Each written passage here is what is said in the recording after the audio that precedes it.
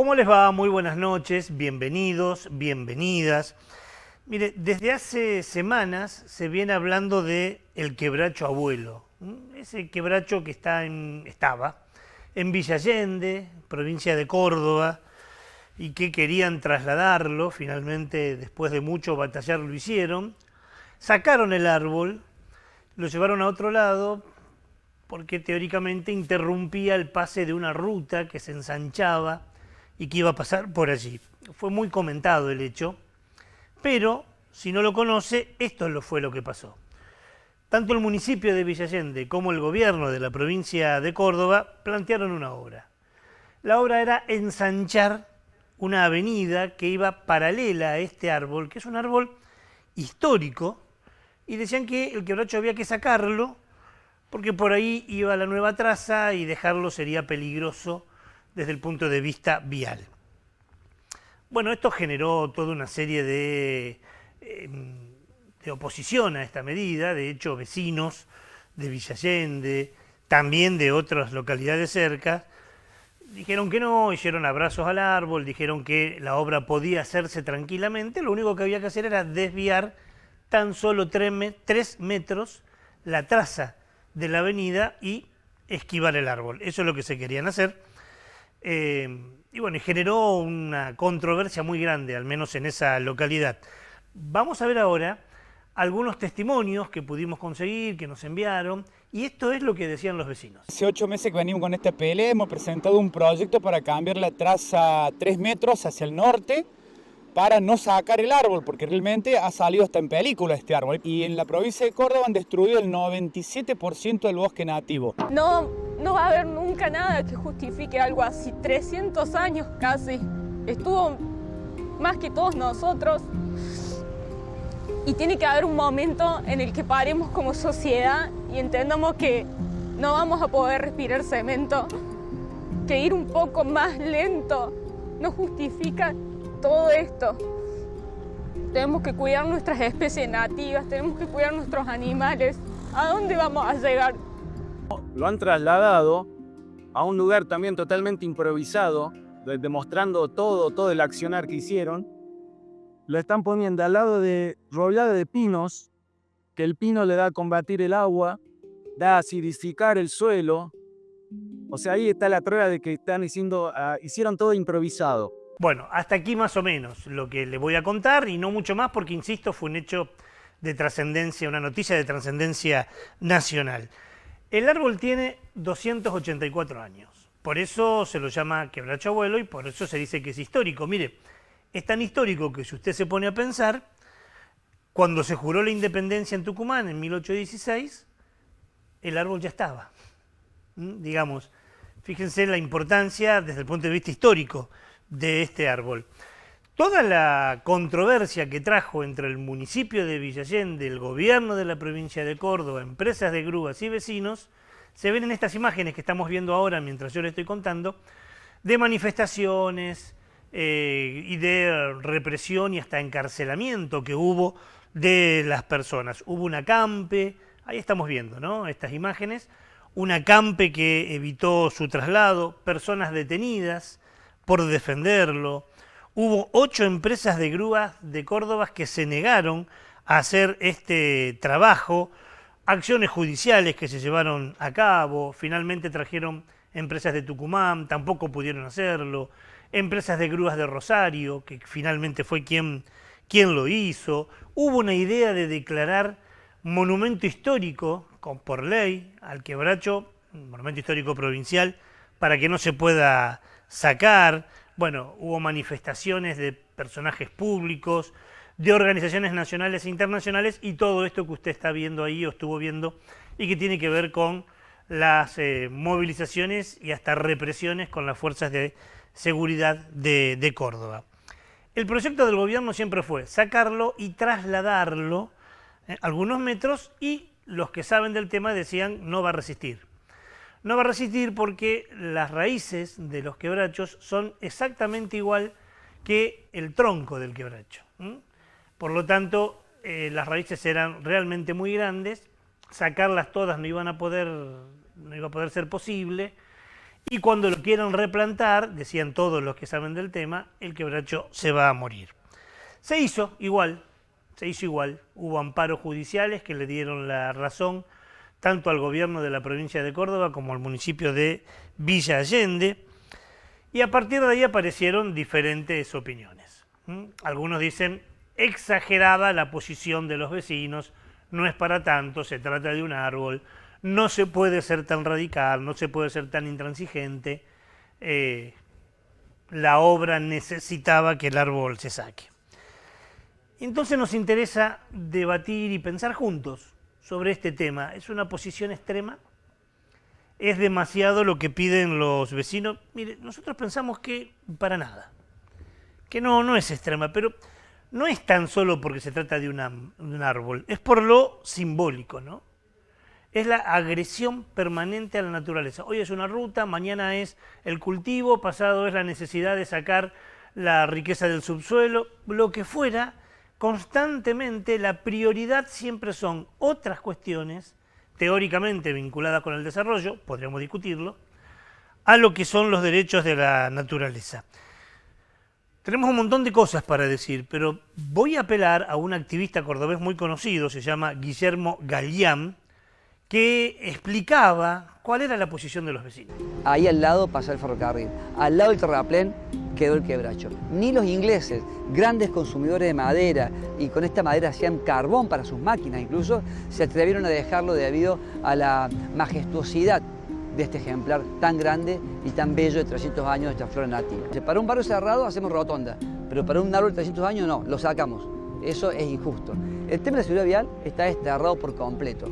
Era apenas correr la traza 2 metros hacia el norte, nada, muy poquito para una traza tan larga, digamos, por lo cual el mapa queda como una pequeña pancita, pero no es imperceptible. Ahí estaba una de las posiciones. Hay montones de otras respuestas que uno podría dar. Por ejemplo, Raúl Montenegro es biólogo, es premio Nobel alternativo a la paz y al ambiente.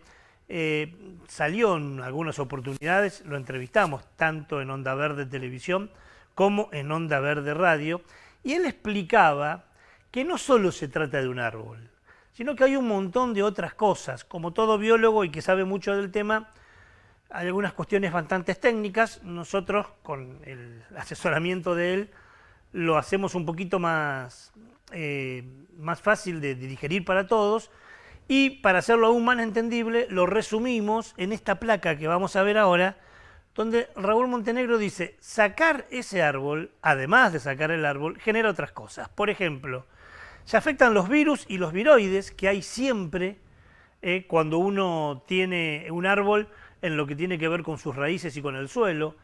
Se afectan las bacterias, los virus se liberan, con lo que significa.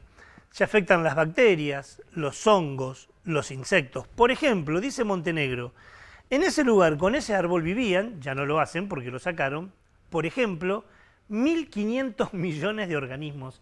¿Se entiende lo que decimos? Se trata solo de un árbol. Hay otra vida alrededor que también se afecta. Usted dirá, bueno, no es para tanto. Bueno, pero díganos todo esto para que estemos al tanto que además de sacar un árbol se sacan otras cosas. Hay 12 millones de gusanos, hay 440.000 insectos, hay 400.000 ácaros, 3.100 pies y 1.000 pies y 500 hormigas. ¿Y qué hacen estos gusanos, estos insectos, estos ácaros, estos 100 pies, estos 1.000 pies, estas hormigas?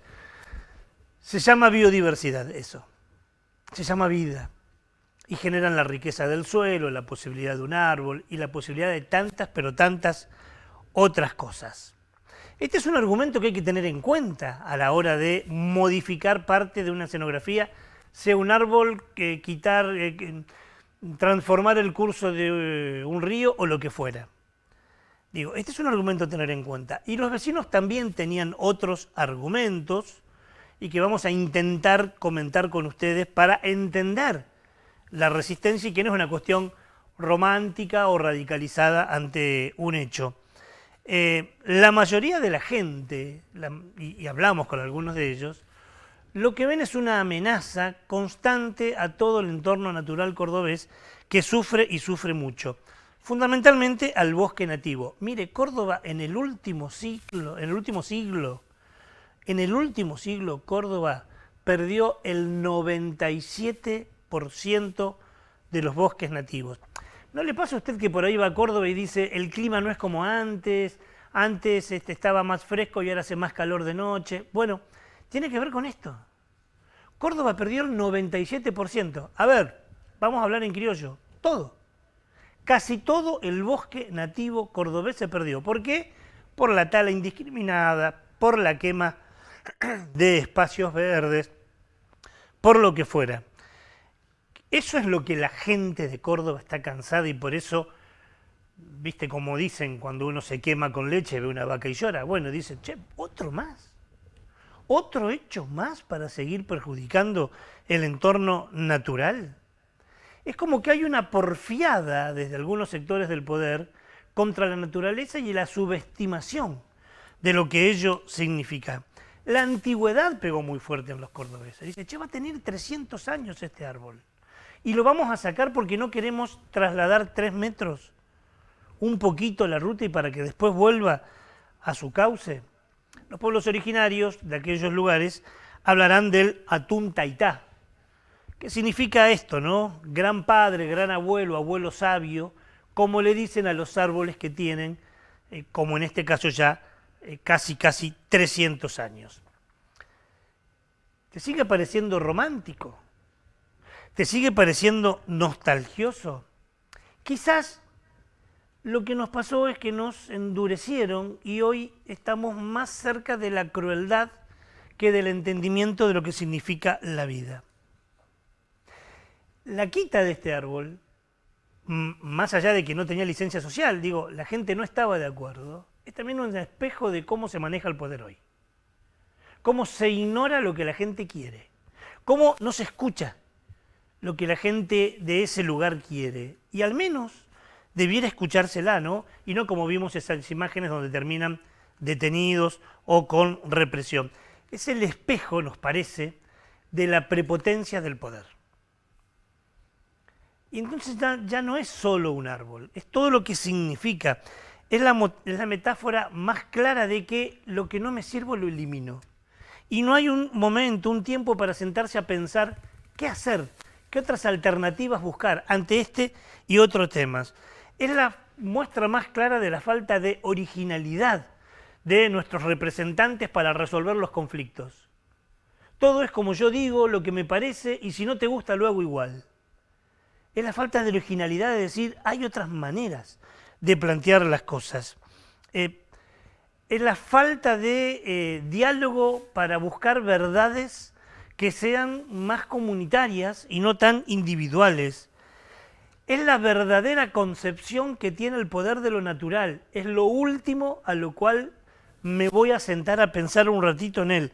No les importa. Miren, mientras la porfiada por sacar el árbol persistía, el gobierno de la provincia de Córdoba hacía una cumbre climática. Lo planteó Gaby en una de las luces la semana pasada. Y es casi como una hipocresía, ¿no? Una cumbre de crisis climáticas mientras no le podemos poner, aunque sea la posibilidad de buscar otras soluciones y talar, cortar, sacar vida. Es la demostración esa cumbre de que fue para la tribuna, de que fue para la gilada, porque si realmente les interesaría o les interesara lo natural, combatir la crisis climática, otras soluciones se plantearían ante conflictos como estos. ¿No es un ecocidio esto? No, es la sumatoria de un montón de acciones que terminan en un ecocidio, o sea, en un asesinato de la naturaleza. ¿Le sigue pareciendo romántico? ¿Le sigue pareciendo extremo? Bueno, si aún le sigue pareciendo así, habrá que a lo mejor no ver tanto estos símbolos, sino los símbolos de la vereda de enfrente, donde ahí sí está la crueldad, el pragmatismo, el posibilismo, el yo hago lo que quiero, el empecinamiento por destruir un ejemplar o el 97% de los bosques nativos. En este caso era un ejemplar tricentenario. Tricentenario. Era un árbol histórico, hasta turísticamente lo hubieran podido explotar si querían. Y es la demostración más palpable que poco, pero muy poco les interesa la vida. De esta manera comenzamos nuestro programa de hoy, con estas reflexiones. Ojalá los invite a pensar ustedes, no es la verdad, es nuestra verdad, que la ponemos en consideración para que usted a lo mejor ahí, en su casa, en la oficina, en la escuela, en el trabajo, pueda seguir charlando y discutiendo. Seguramente entre todos podemos pensar mejor y buscar nuevas maneras de coexistencia en épocas donde la coexistencia está jodida. Gaby, ¿cómo le va? ¿Qué dice? ¿Qué tal? ¿Cómo anda eso? Muy bien. ¿Todo en buenas orden? noches, todo en orden. ¿Sabés que me quedaba pensando de lo que estabas hablando de lo del árbol? Viste que los jardines japoneses son sumamente bellos y sumamente armónicos con la naturaleza. ¿Sabés cómo los diseñan? ¿Cómo? Cuando hay un espacio verde que lo quieren parquizar, esperan un tiempo a ver cómo la gente transita por él y por donde se arman los senderos hacen justamente las sendas y lo demás se parquiza. O sea, primero el respeto a la naturaleza. Me parece que y al uso natural del lugar, ¿no? Claro, que lo que tenemos que aprender es que no se trata solo de un árbol, es todo lo que está pasando. Claro, exactamente. Y entonces, cuando pasa uno y pasa otro y pasa otro, y bueno, la gente dice, bueno, basta. ¿Hasta cuándo, no? Totalmente. En este caso había un montón de cosas simbólicas, 300 años y demás, Era ¿no? mucho más, claro, Me exactamente. quedó que esto, solo un espacio verde. Me quedó esto que decía un ambientalista cordobés, un ciudadano cordobés, que decía, cuando se juró la independencia en Tucumán, nosotros no estábamos y este árbol ya estaba. Me parece importante, ¿no? Muy simbólico. Lo hablaste en las luces también a este tema, ¿no? Sí, fue una de las luces. Cuando estaban todavía en la lucha de pedir que revieran la traza para dejar el árbol en su lugar. Hoy vamos a hablar de este tema y de otros temas también. Como siempre tenemos las 3 noticias ambientales de la semana representadas en las 3 luces de nuestro semáforo ambiental. Así es, bueno, en la luz roja, que es la mala noticia que tenemos para darles, vamos a viajar hasta México, puntualmente hasta Yucatán, porque allí, por el uso de pesticidas, perdieron la vida, desaparecieron así, en un instante, miles de abejas. La luz amarilla tiene que ver con el delta, nuestra zona, ¿no es cierto? El delta, la provincia de Entre Ríos, Buenos Aires, Santa Fe.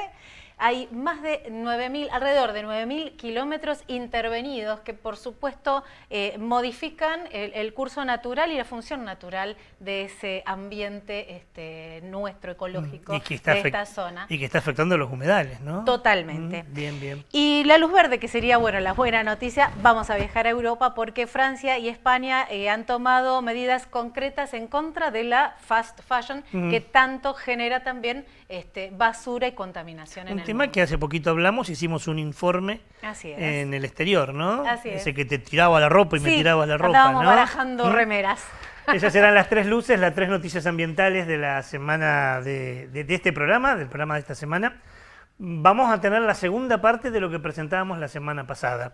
Hace ya 2 semanas comenzó en Santa Fe las sesiones por la cual se va a reformar parcialmente la Constitución provincial. Correcto. Muchos colectivos de género, de derechos humanos, también de ambiente, están presentando propuestas. Esto es lícito, es legal. Hay un tiempo donde uno puede presentar propuestas para que los convencionales planteen la nueva Constitución, lo que lo haría mucho más democrática, ¿no? Claramente.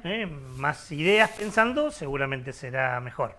Estuvimos el día que se abrían las sesiones y estuvimos hablando con diferentes referentes de colectivos ambientales que nos van a seguir explicando qué debiera aparecer en la Constitución provincial para que tenga cláusulas ambientales. También tenemos la efeméride de esta semana, el 17 de julio, nos toca súper de cerca porque el 17 de julio justamente se celebró el Día del Defensor del Ambiente. Y vamos a hablar de ello, mientras Gaby se va a preparar su mala noticia de la semana, su luz roja, te cuento lo que pasó hoy, si nos está viendo en la primera emisión, en la del domingo.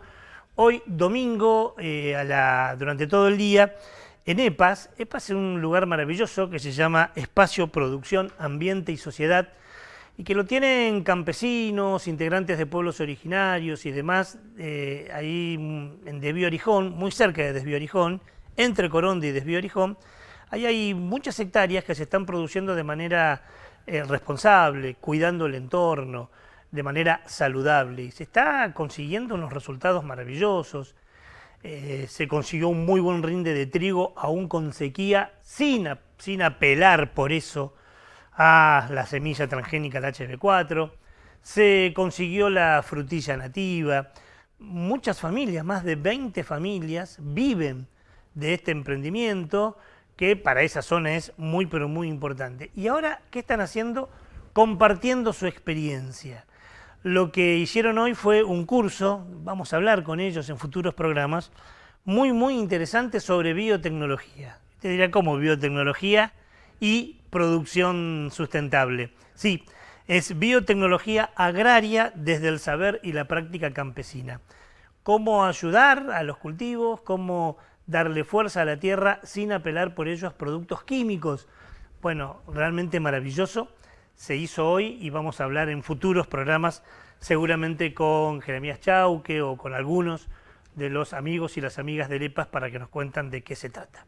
Se nos prende la primera luz del semáforo, es la luz roja, es la mala noticia de la semana.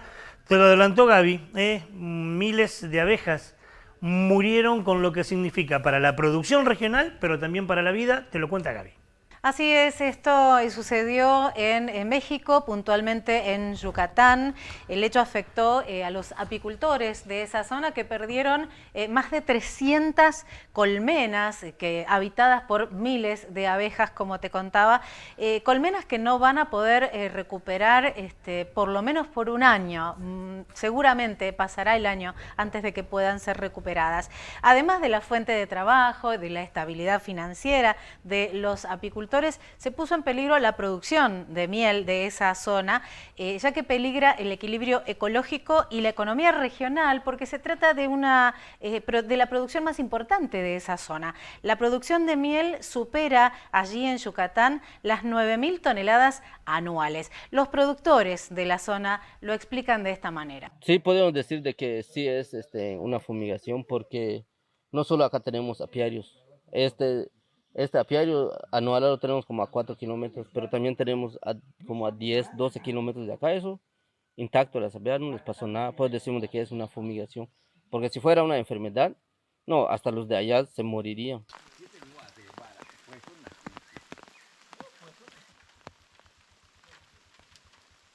Bueno, los panales ya estuvo porque están infectados, ya no los podemos subir porque si los ocupamos y si entra la abeja siempre nosotros los vamos a volver a matar. Sino que es subir cubos y ya ellos solitos lo vuelven a entrar y volver a empezar de cero otra vez. Y para empezar de cero nos lleva tiempo porque empezamos con 2 panales, 4, a veces sale hasta el año que todavía está agarrando. Se supo que lo que fue lanzado al ambiente se trató del pesticida fipronil. Este químico se utiliza en los cultivos de limón, pero no es la primera vez que sucede esto y es sumamente grave. Esto lo hemos dicho en muchas oportunidades en este programa, en distintas emisiones. Las fumigaciones afectan al ecosistema. En el caso de la matanza de abejas, esto también perjudica seriamente la polinización, que lo diremos hasta el cansancio y también un poco más allá. La polinización mantiene el equilibrio ambiental y también la seguridad alimentaria nuestra, de todos nosotros. Sin polinización, lo dijimos muchas veces, no es posible la vida. De esta manera hemos pasado por la luz roja de esta semana. Vamos a compartir la primera pausa de Onda Verde. Quédate con nosotros que tenemos mucho más para compartir. No te vayas, ya volvemos con más Onda Verde. La democracia se construye desde el diálogo y la participación. Cámara de Diputados de la provincia de Santa Fe. Lucy Patané, 3 de agosto en Tribus, presentando su segundo disco, Hija de Ruta. Lucy Patané en Tribus. Anticipadas en boleterías y a través de ticketway.com.ar.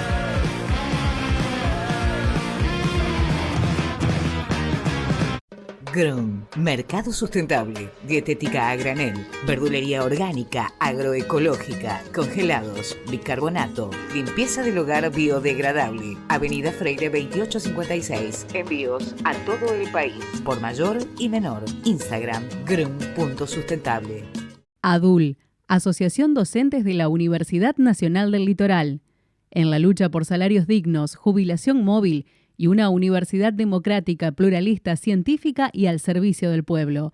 Adul, Pasaje Martínez, 2683. Farmacia Figueroa Sobrero, 87 años al servicio de los santafesinos. Adherida a convenio de vacunación de IAPOS, PAMI y otras obras sociales. 3 generaciones trabajando por la salud y haciendo historia en la ciudad. Farmacia Figueroa Sobrero, Avenida General Paz, 7471. Ya fue, amiga. ¿Es lavar a mano o rendir los finales? ¿Qué hacemos? Tranqui, amiga. Yo resuelvo. Más fácil, más simple. Entrá en Yo Resuelvo y encontrá a quien necesitas en segundos. Hola, vengo a arreglar el lavarropas.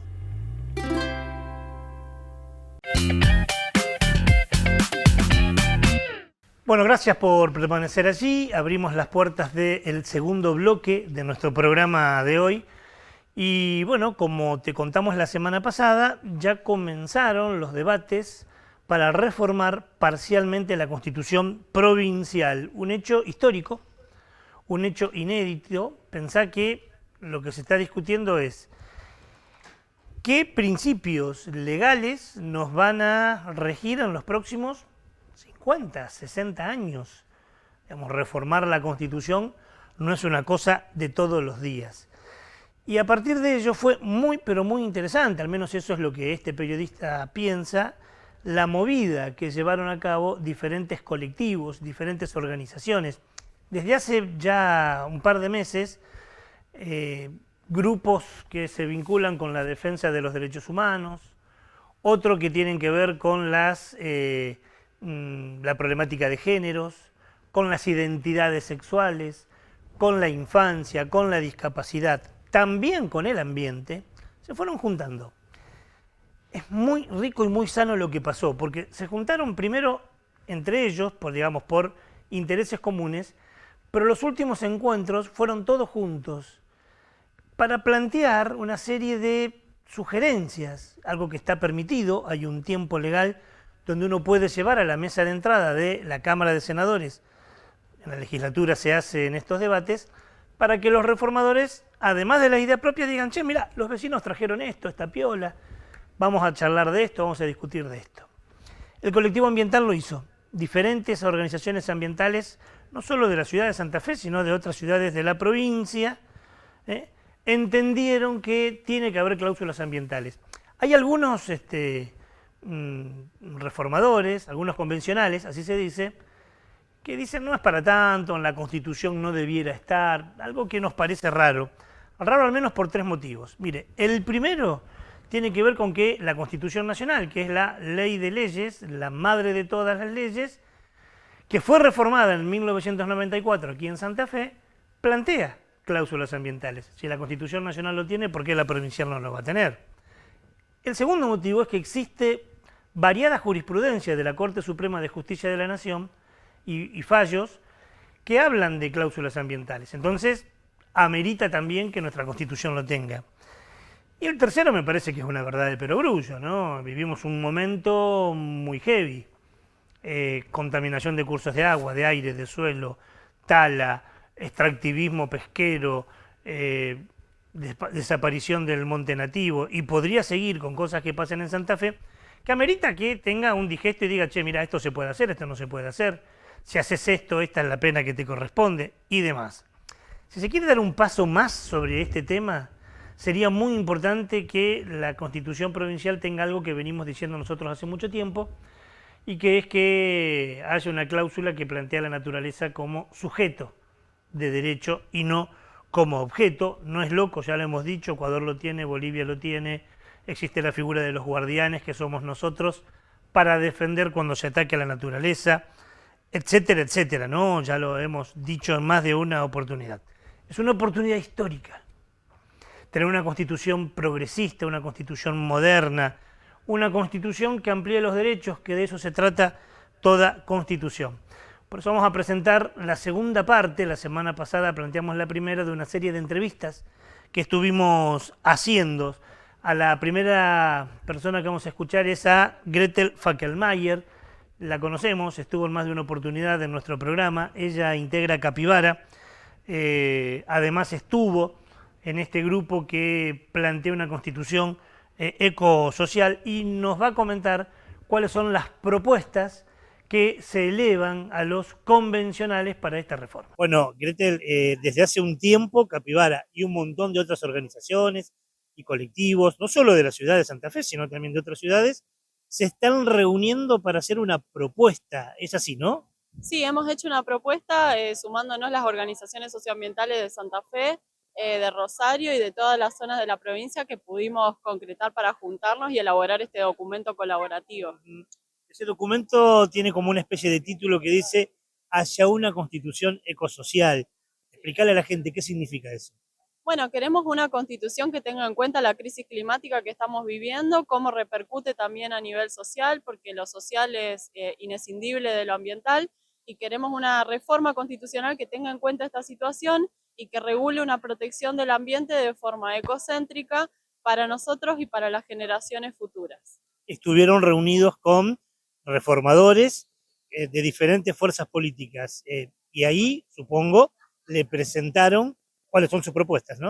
Sí, a partir de este documento colaborativo nos juntamos con distintos convencionales que nos invitaron o que nos dejaron hacerle llegar el documento para que lo puedan tener en cuenta cuando se empiece a sesionar y se trate el tema ambiental en específico, que es un tema que está previsto en la Ley de Necesidad de Reforma.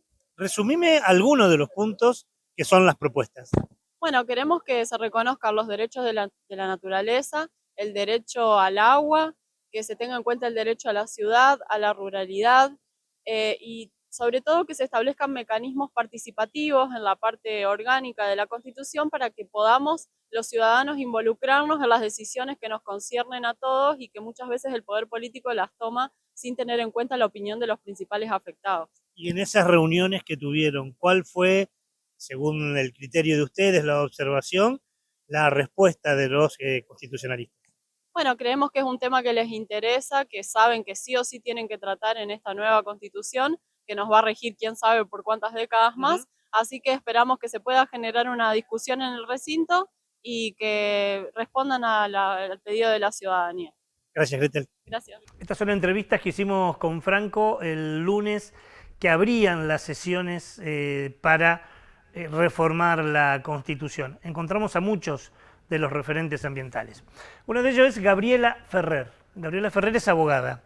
Ha sido asesora fundamental en lo que es el movimiento Paren de Fumigarnos y desde hace mucho tiempo está empecinada también en proteger la vida de los ríos. Es más, forma parte del Comité de Cuenca Popular por el Paraná santafesino y entonces obviamente le preguntamos cuáles debieran ser los articulados que debiera tener una constitución provincial y que estén vinculados con la defensa del agua. ¿Qué debiera tener la Constitución para que se respeten los derechos de los ríos y fundamentalmente del río Paraná? Bueno, nosotros creemos que fundamentalmente es importante asimilar este cambio de paradigma que nos está pidiendo la crisis mundial que estamos viviendo y reconocer en la naturaleza, en la Constitución, los derechos de la naturaleza, ¿no? Y con ellos los derechos del agua y los derechos del río. Entonces, eso es uno de los puntos importantes por lo que hoy estamos acá. Estamos muy preocupados porque vemos que no hay participación ciudadana en todo este proceso, no está prevista. Queremos exigir que los constituyentes le otorguen una instancia de participación ciudadana a la sociedad civil común y corriente para que pueda participar de las sesiones, para poder dar nuestra opinión como ciudadanos, como defensores de la naturaleza. Y también estamos muy preocupados porque estamos en presencia ahora de las comunidades indígenas que también grandes defensoras de nuestra naturaleza no tienen acceso, no han tenido participación, entonces no son buenas condiciones para arrancar, pero estamos convencidos de que con toda la cantidad de gente que hoy vino acá, gente que viene luchando por estos temas hace un montón, vamos a conseguir poder introducir aunque sea esta cláusula ambiental en esta nueva constitución que es tan importante porque va a determinar la vida de todos los santafesinos de acá a muchos años más. Hablábamos con algunos entrevistados recién y decíamos el título del documento que se va a presentar, ¿no? Hacia una constitución ecosocial. Para eso hay que cambiar el paradigma y entender que la naturaleza es un sujeto. Es un sujeto de derechos, exactamente. Entonces, ese cambio de paradigma que ya se viene consiguiendo en otros países del mundo, es necesario y urgente que Santa Fe como lo ha sido en otros temas, sea también pionera en este tema para poder asegurarle la calidad de vida a las generaciones futuras, ¿no? Y si bien vos trabajás diferentes temas ambientales, porque estás también con el tema de las fumigaciones y demás, hoy queremos convocarte fundamentalmente por lo que hablábamos al principio, por la necesidad de defender los cursos de agua. Hoy, ¿qué es lo que está atacando más los derechos de los ríos? El modelo agroexportador. Empezando por, como sabemos siempre, el tema de las fumigaciones y las aplicaciones de agroquímicos en todos los campos, que eso lamentablemente escurre, como sabemos, y termina en nuestros ríos, y proyectos como la hidrovía, que pretenden adaptar el río a los barcos, a las necesidades de las multinacionales para poder seguir exportando sus granos en beneficio de muy pocos. Entonces, estas cuestiones que dañan los ríos y por ende la calidad del agua a que todos los ciudadanos tenemos acceso gracias a estos cursos de agua dulce, son los que hoy estamos intentando frenar. Gracias, Gaby. Gracias a vos. Gabriela Ferrer nos hablaba de la defensa y los derechos que tenemos los habitantes frente a algo indispensable. Sin el agua no hay vida tampoco, ¿eh? Y por eso es importante que esté en la Constitución. Pasamos por algunos principios que debiéramos tener presentes, lo dijo Fackelmayer. Pasamos por los derechos que debiéramos tener para procurarnos agua y la vida de los ríos. Nos queda algo también que tiene mucho que ver en nuestra zona, que es la producción que se hace desde la agricultura. La encontramos a una enorme amiga, la encontramos a Virginia Liponetsky, integrante del colectivo La Verdecita, y era la persona indicada para hablar sobre producción y ambiente. Bueno, estamos con Virgi Liponetsky de La Verdecita. Virgi, gracias por estos minutos. ¿Estuviste o formaron parte de ese colectivo de movimientos ambientales que sugieren propuestas a los convencionales? Sí, formamos parte desde la participación de la Asamblea Ni Una Menos. Claro. Sé que también, aparte hay organizaciones como la Defensa del Río que se estaban juntando, pero bueno, en ese espacio no, por los tiempos de la vida misma no pudimos, nos hubiera gustado participar, claro, pero bueno, claro. Sí. Vos formás parte de un modelo de producción amigable con la naturaleza que viene de hace años. ¿Eso puede estar en la Constitución? ¿Debiera estar en la Constitución? Puede y debe estar. La Constitución es nuestra Carta Magna. Creo que este proceso está siendo vivido de espaldas a la sociedad. Por un lado, la sociedad está en una situación muy terrible económicamente, pero creo que hay una responsabilidad de nuestros representantes, de los constituyentes, de acercar este proceso. Y el diseño productivo, la estructura productiva de alimentos es imprescindible. La Constitución rige de alguna manera las relaciones de una sociedad, es la cúspide de la estructura jurídica de una sociedad.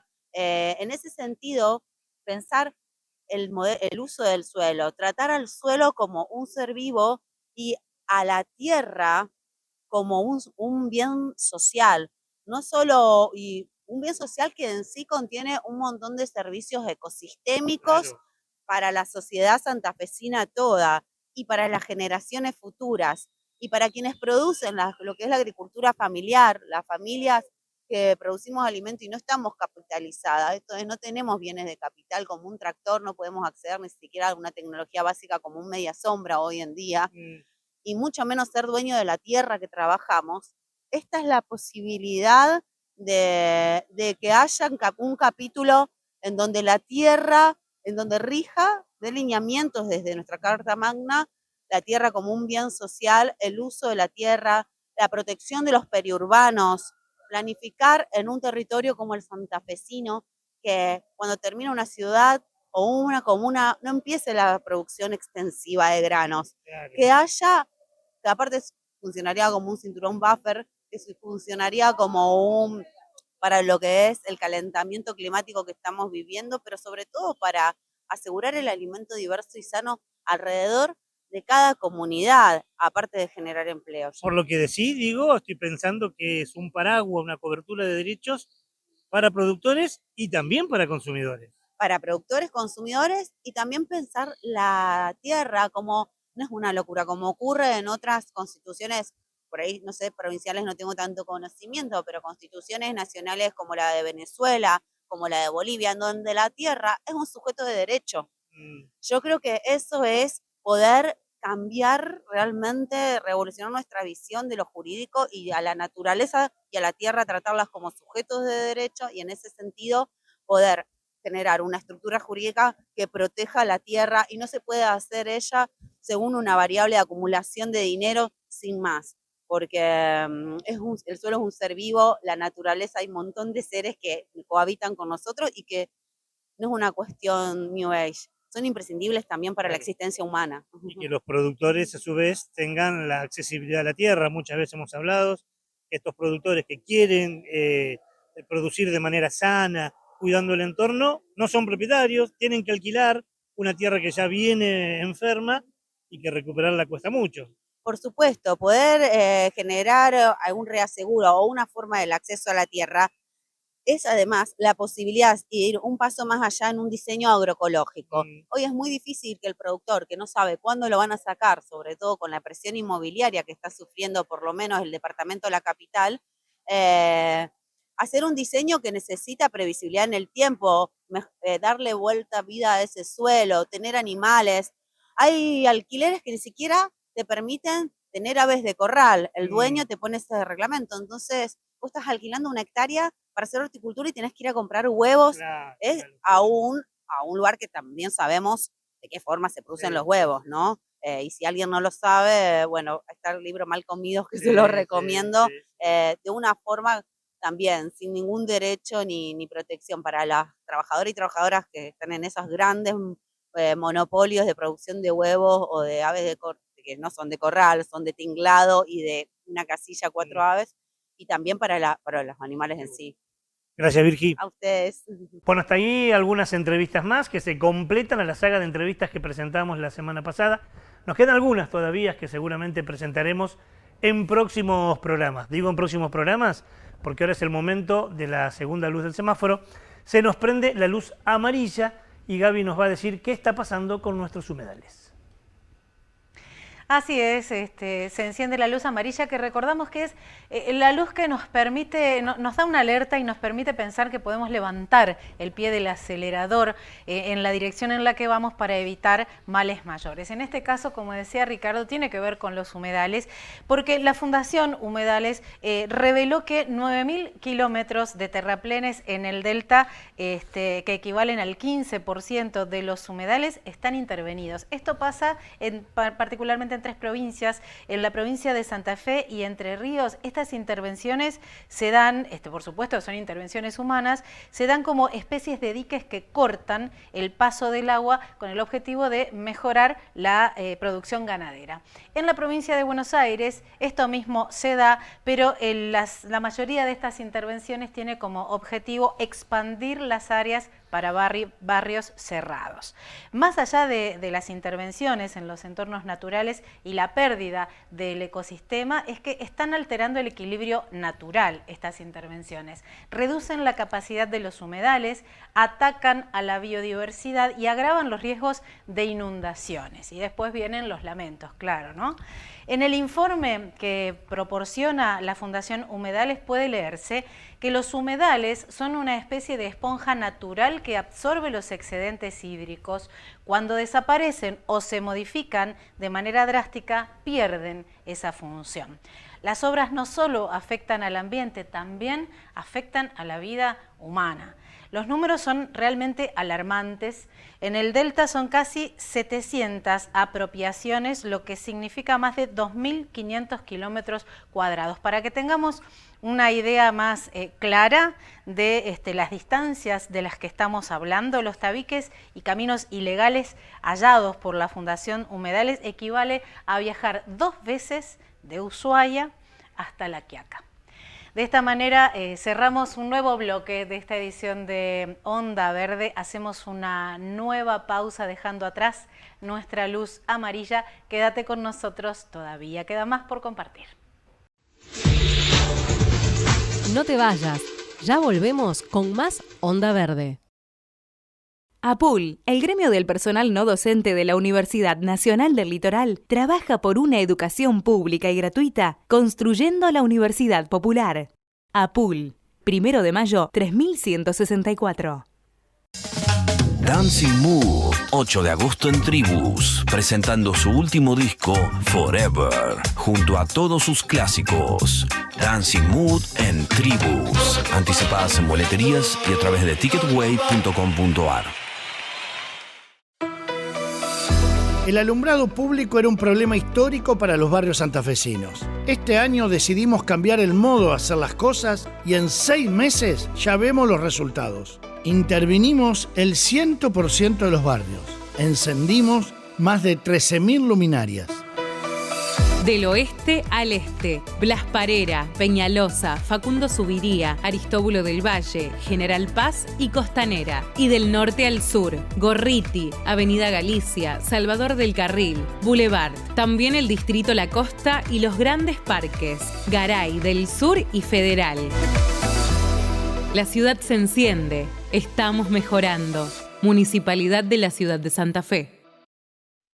Estudio Jurídico Cossetini y Asociadas. Nos avalan 24 años de experiencia y excelencia. Accidentes de tránsito y laborales. Consulte su problema. Cossetini y Asociadas. Urquiza 2000. Teléfono 3424-295995. www.municipales.org.ar. Toda la información de los trabajadores municipales y comunales de la provincia de Santa Fe en un solo sitio web.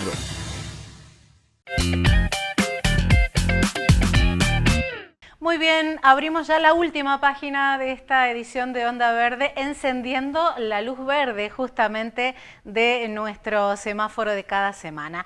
En este caso, te contábamos al principio del programa, Francia y España han tomado medidas concretas contra la fast fashion. Hace algunos programas habíamos hablado justamente de esto, de cómo perjudica el ambiente, la industria por los desechos que genera la industria de la moda rápida. Fue puntualmente en el programa número 6. Si querés volver a verlo, está por supuesto en nuestro canal de YouTube, Onda Verde Programa de TV. En ese programa, en el número 6, hablábamos justamente sobre lo tremendamente contaminante para el ambiente y cuán injusta y explotadora resulta para los trabajadores la industria de la moda rápida o fast fashion. Retomamos este tema justamente por esto que te anunciaba. Francia y España, estos dos países europeos, aprobaron en estos días pasados una ley que llamaron Anti-Chain, que combate la industria de la moda rápida. Por lo pronto ya se encuentra prohibida puntualmente en Francia toda publicidad relacionada con la fast fashion. También esta medida fue aprobada por la gran mayoría de los senadores, excepto por un voto en contra. Entre los argumentos de la ley puede leerse que no se puede seguir permitiendo que esa industria produzca a precios tan bajos, afectando leyes sociales y también ambientales.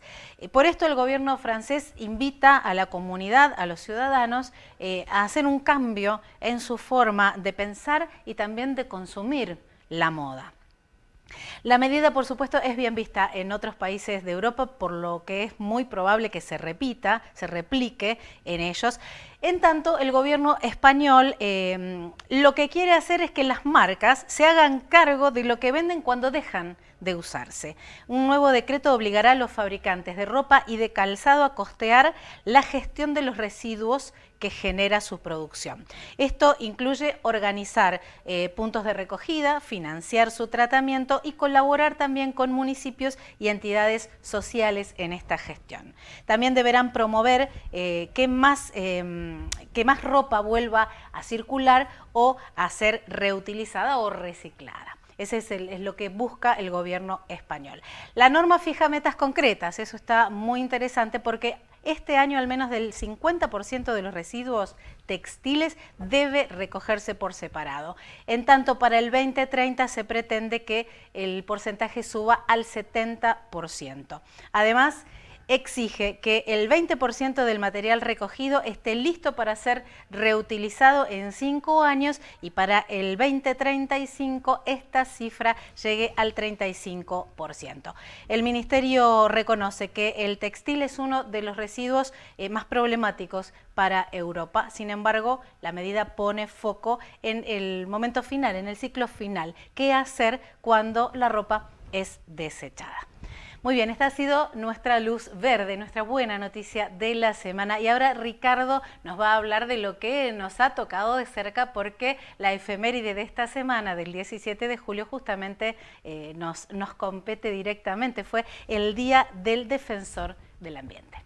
Y vamos con eso. Me quedo con lo que la escuchaba y la veía atentamente a Gaby, que está en la otra parte del estudio, que decía qué hacer con la ropa desechada. Habrás visto las imágenes del desierto de Atacama, allí en Chile, que se ha transformado en un enorme basurero a cielo abierto de ropa que el primer mundo desecha, que el primer mundo tira y que la traen en contenedores a Sudamérica y hoy están en el desierto de Atacama. Son imágenes realmente impresionantes, terribles, y por eso qué buena la medida de España y la medida de Francia, ¿no? Decía Gaby que vamos a hablar de lo que se conmemora cada 17 de julio, fue ya hace un par de días atrás. Estamos una vez por semana nosotros y vamos buscando fechas y en la medida que el tiempo de 1 hora por semana nos permite difundir. El 17 fue el Día del Defensor del Ambiente, o sea, reconocer a los que ponen el cuerpo a los conflictos en los territorios, a los que salen a defender a la naturaleza, a los que se oponen a algunos emprendimientos productivos y afectan el ambiente, a defender los cursos de agua, etcétera, etcétera. No se trata de una cuestión simbólica, y me repito en lo que dije en el inicio de nuestro programa de hoy, sino que adquiere un enorme sentido, porque hoy, y aunque esto parezca exagerado, y voy a plantear datos para demostrar que no es exagerado, hoy ser defensor del ambiente es una actividad de alto riesgo, pero realmente de alto riesgo. Y sobre todo en América Latina, donde ocurren el 85% de los asesinatos, que es el hecho más extremo de violencia, ¿no?, a los activistas ambientales. Los últimos datos que hay de asesinatos a personas que defendieron el ambiente son del año 2023. Y dicen que en el mundo asesinaron a 196 defensores del ambiente. Casi 200. Vamos a ser exactos. 196 hombres y mujeres fueron asesinados porque defendían el ambiente. ¿Por quién? Por gobiernos, por sicarios que contratan algunas empresas de extractivismo y demás. De esos 196, en América Latina ocurrieron 117. O sea, el 85% de las personas que fueron asesinadas por defender el ambiente ocurrieron en América Latina. Y los países más peligrosos son Brasil, México, Colombia y Honduras. Pero además de asesinatos, ese es el punto más extremo de la agresión que puede sufrir una persona, en este caso un activista ambiental, existen otras acciones como persecuciones, hostigamientos, campañas de difamación, persecuciones judiciales, o sea, ir mellando esa capacidad de lucha que tiene nuestro pueblo, en este caso por el ambiente. En la Argentina se ve en aquellas personas que se oponen no a qué se extraiga, sino a cómo se extrae la megaminería, el litio, el fracking, bueno, ni que hablar de los desmontes o de la manera en que se produce en la agricultura y en la ganadería en esta zona. Gente que dice, no estamos de acuerdo en cómo se hace, no en qué se haga. Son los que conocemos, y decíamos en el principio de nuestro programa, como guardianes de la naturaleza, ya que no puede defenderse sola. Estas personas lo representan, lo cuidan y hacen diferentes manifestaciones, te gustarán más algunas, menos otras, pero diferentes manifestaciones para defender el ambiente. Hay un grupo muy interesante que se llama la Alianza de Humedales Andinos. Ellos, junto a activistas de distintos países de Latinoamérica, generaron un interesantísimo video que una parte, porque es extenso, compartimos con ustedes hoy. Latinoamérica vive una situación crítica en torno a la conflictividad socioambiental y a los riesgos y amenazas a los que se ven expuestas las personas que defienden el medio ambiente. Somos la región con la mayor tasa de asesinatos a personas defensoras de sus territorios. lo que vemos es que hubo un aumento de la criminalización, del hostigamiento, de la persecución a las y los defensores. Estamos en un momento bastante crítico, un momento amenazante para la defensa ambiental y para la protección del territorio. Para proteger a las personas defensoras existen diferentes instrumentos tanto en el plano regional como en el plano internacional. Podemos encontrar el Convenio de las Naciones Unidas para Personas Defensoras, el Convenio 169 también, que es un instrumento jurídico fundamental que ha sido conseguido con la lucha de los pueblos. Y a nivel regional, por ejemplo, nos encontramos con el Acuerdo de Escazú, que es el primer acuerdo regional vinculante que específicamente está destinado a la protección de defensoras y defensoras del ambiente. Defender hoy a las defensoras, a los defensores, acompañar estas causas, apoyarles, es justamente una manera de estar en ese territorio, de construir comunidad junto a ellos y ellas. Reducir las brechas de acceso a la información, asegurar mayor acceso a la justicia ambiental y garantizar condiciones básicas para las personas defensoras del medio ambiente son imperativos si queremos aspirar a que este proceso de transición energética en el que nos enfrentamos realmente sea justo para todos los territorios. 17 de julio, el Día de la Activista Ambiental. Nuestro enorme reconocimiento a aquellos que ponen el cuerpo en los territorios para defender nada más ni nada menos que la vida en un momento histórico donde no cotiza en bolsa, parece, defender la vida y la naturaleza. Bueno, nos estamos yendo, Gaby. Así es. Creo que cumplimos con todo, ¿no? Así es, hemos cumplido con todo lo que habíamos traído preparado, pero como siempre tenemos que hacer algunas recordaciones, claro, ¿cierto? sí. Algunos recordatorios que queremos invitarte a que tal vez revises, reveas algunos de los programas que han formado parte de las 11 temporadas previas, más lo que va de la 12, a través de nuestro canal de YouTube, Onda Verde, programa de TV. Y tenemos redes sociales. Ah, me olvidaba la campanita. Claro, porque viste que vivimos muy locos, con muchas cosas, entonces ahora te va a decir Gaby, si vos activás la campanita te lo recuerda, ¿no? Claro, esta que anda por acá, esta campanita que anda por acá, vos activás esa campanita y cada vez que subimos un material nuevo, ¡pim!, te hace una notificación para que no te lo pierdas. En diferentes momentos del programa, y ahora lo está haciendo por acá Franco también, te pone, si quiere, te pone el QR. Exactamente. Que también acerca ahora ya, si querés, el teléfono y de ahí tenés el QR para entrar a nuestro canal de YouTube. Y aquí en el Zócalo, todas las direcciones. Ahí está, para que comunicarte te pongas en contacto. Por mail. Hay gente que se ha comunicado con nosotros para que, viste que vamos a ser intermediarios y lo estamos haciendo, entre la gente que junta el aceite ese que cocina. ¿Te acordás que habíamos dicho? Sí. Y lo llevamos al Colegio Calvario, donde las chicas están haciendo un emprendimiento divino. El programa está en el canal de YouTube. Bueno, hay gente que acá, cuando se comunicó en Instagram, dijo, che, tengo aceite, se me cuesta llevarlo. No sé dónde llevarlo, no sé cómo, vengan a buscar. Nosotros vamos, los buscamos y los llevamos al Calvario. Y aceptamos comentarios, sugerencias. Sí, claro, también, claro, por supuesto. En nuestras redes sociales. Informar para transformar es nuestro eslogan. Y así intentamos hacerlo. ¿Nos vamos? Nos vamos, dale. Será hasta el próximo domingo entonces y bueno, estaremos aquí presentes nuevamente para otra edición de Onda Verde. Gracias por todo. Hasta la semana que viene. Chao.